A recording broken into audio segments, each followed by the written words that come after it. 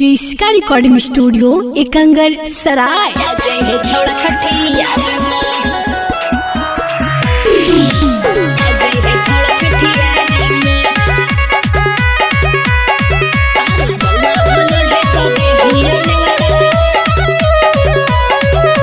DJ Kundan Raj presented by Kriska films. आगे अब काहे करही फोनमा छोड़ी गेनी जब ससुरारी में, अब काहे करही फोनमा छोड़ी गेनी जब ससुरारी में। बउआ होलो है तो देहियो ने बताया जे है छोड़ा छठियारी में, बेटा होलो है तो देहियो ने बताया जे है छोड़ा छठियारी में। लभर समझ के देवी थी नेवता की देवी तही गोतियारी में, लभर समझ के देवी थी नेवता की देवी तही गोतियारी में। बउआ होलो है तो देहियो ने बताया जे है छोड़ा छठियारी में, बेटा होलो है तो देहियो ने बताया जे है छोड़ा छठियारी में। डीजे कुंदन राज चिड़ी, डीजे कुंदन राज चिड़ी। जे है छोड़ा छठियारी में,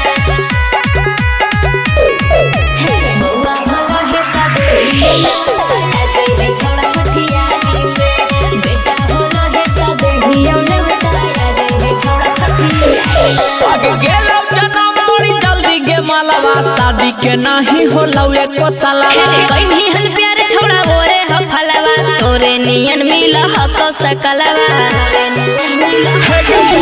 आगे गेलो जन्म बड़ी जल्दी गे मालवा, शादी के नहीं होलो एको सालवा। कोई नहीं हल प्यार छोड़ा बोरे हो फलवा, तोरे नियन मिल हको सकलवा। आगे कर गेलो तोरा फायदा के छौड़ी जे मजा लेनी बसवाड़ी में, कर गेलो तोरा फायदा के छौड़ी जे मजा लेनी बसवाड़ी में।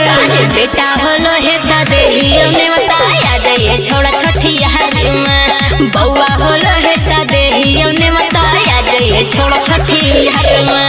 डीजे कुंदन राज चिड़ी, डीजे कुंदन राज चिड़ी, डीजे कुंदन राज। क्रिस्का रिकॉर्डिंग स्टूडियो एकंगर सराय।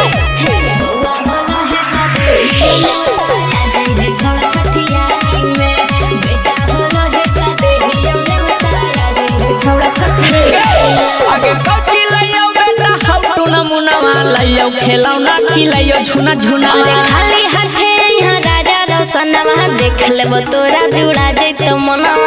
अच्छा हे गे आगे कौची लइयो बेटा हम टू नमुनावा लइयो खेलौना की लइयो झुना झुना। खाली हाथे यहाँ राजा रोशनवा, देख लेबो तोरा जुड़ा जैतो मनवा। आगे लागा हो डर कुंदनवा के कौची कहतौ गौ जवारी में, लागा हो डर कुंदनवा के कौची कहतौ गौ जवारी में। अरे बेटा होलो है तो देहियो ने बताया जे है छोड़ा छठियारी में, बउआ होलो है तो देहियो ने बताया जे है छोड़ा छठियारी में। क्रिस्का रिकॉर्डिंग स्टूडियो एकंगर सराय।